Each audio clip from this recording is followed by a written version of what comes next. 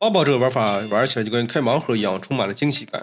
挖掘的时候感觉到不同物品的反馈，你可以一直往下挖，不但探索，还能收集工具，形成一套循环玩法。不过单一的挖宝玩法也有问题，它靠的是连续不断的小反馈吊着玩家，一点点累积快感，让你玩下去。就完成任务、达成目标之后，或者触发剧情，能给一次巨大的正向反馈。而在丧尸危机里，游戏做了节奏拆分，白天专心挖宝，晚上的玩法是简单的第一人称塔防，你可以用武器射击，也能召唤塔防帮忙攻击。白天的挖宝偏向于经营积累，动手简单反馈直接，晚上则转换成了战斗玩法，难度也不算高。更巧妙的是，两种玩法是互通的，白天挖宝能挖到的金钱和特殊货币，用这些资源可以解锁技能点。解锁的技能既包括晚上战斗相关的，比如说强化炮台、提升武器威力，也有挖宝相关的，比如说升级挖掘工具、延长飞行背包的续航时间、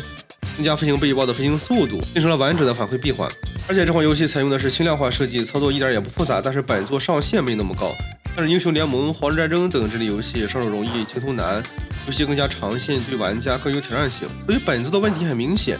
挖宝和打丧尸这样玩法的深度都不够，单纯的 PVE 玩法又是跟电脑对战，玩久了很容易厌倦。同类型的游戏能够留住人的核心玩法，其实还是往下挖地，能够获取财富，好奇地下物品有什么宝藏，以及剧情的走向带来的期待。再加上现在挖宝类型的玩法本身就很火，所以呢，这种诱惑力也能让部分玩家玩得通关。但该说不说，玩法深度还是不足的。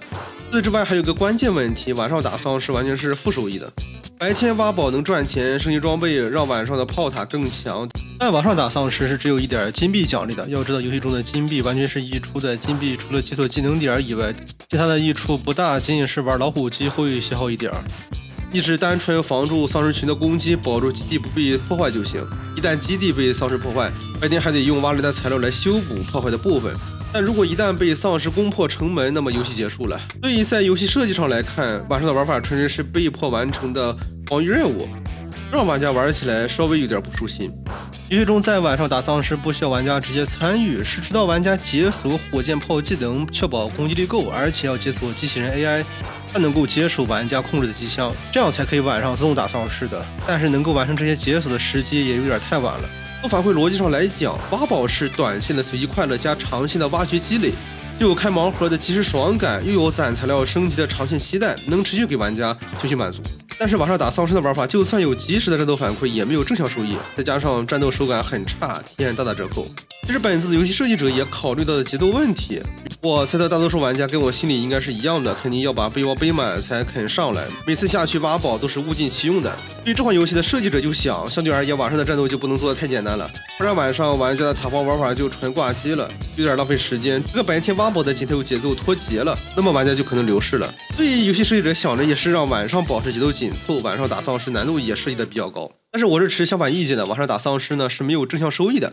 难度高反而是来劝退玩家的。所以我觉得完全可以设计的悠闲一点，毕竟玩家的核心诉求还是挖宝，而且玩家不会把技能点都加在战斗上。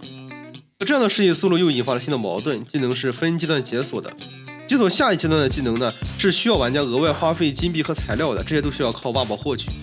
但往往刚解锁新阶段的技能权限时，手里的资源根本不够再点一个新的技能，偏偏一旦解锁下个阶段的技能阶段，丧尸的强度就直接提升了，这就特别难受。白天挖宝挖得很尽兴，晚上却因为丧尸变强，不得不提前回来防守，而且战斗是很焦灼的。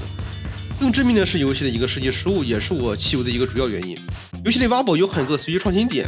比如说挖着挖着会突然出现一个大洞，玩家会直接掉到底部，想要返程就变得特别麻烦。另外还能挖出飞机、汽车这类东西，但是我们很容易就掉到车底了。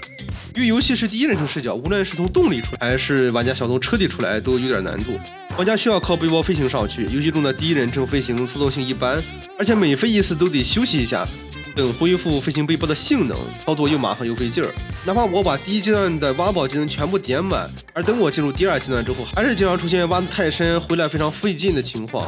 虽然在游戏的后期可以解锁车辆攻击丧尸，但是我玩游戏人都快晕了，还没收集齐组装车的部件，所以这个开车撞丧尸的玩法是游戏大后期才能体验到的。在游戏中偶尔会提示当晚丧尸不会来袭，可是我在挖的过程中太投入了，都到第二天了。所以等到第二天丧尸来临的时候呢，我才注意到丧尸今天会来，我慌忙往上飞，结果因为飞行背包的续航速度跟不上，等我费尽功夫飞上去，丧尸早就攻破基地了，游戏直接结束重来。所以要知道，丧尸危机这款游戏的核心摆干是挖宝，打丧尸只是附加内容。可是我不是因为挖宝失误，而是因为来不及防守就直接失败的。这在其他游戏中也会存在回不来的情况，但这不会是游戏设计者给玩家设计的一个特大的难点。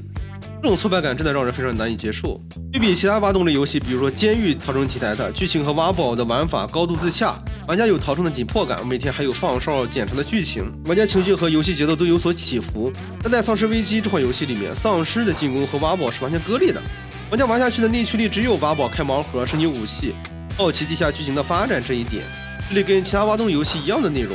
打丧尸的玩法变成了一个额外的内容。其实解决这个痛点特别简单，只要让晚上打丧尸也能掉落材料金币，给一些正向收益就好了。可是游戏偏偏没这么设计，我觉得是纯纯的设计失误。游戏的结局是进入地下庇护所，但是需要和危机团员触发。那么在没有触发之前，游戏中缺少新的内容给玩家体验。总体来讲，丧尸危机把白天挖宝、晚上打丧尸两种不同节奏的玩法相融合，有一定的创新思路，但算不上特别惊艳的创新。而且玩法深度不足，战斗无法收益，毕竟背包数值的设置不合理，挖洞易被困，导致直接失败这些问题，会让玩家产生极强的挫败感，很容易直接流失玩家。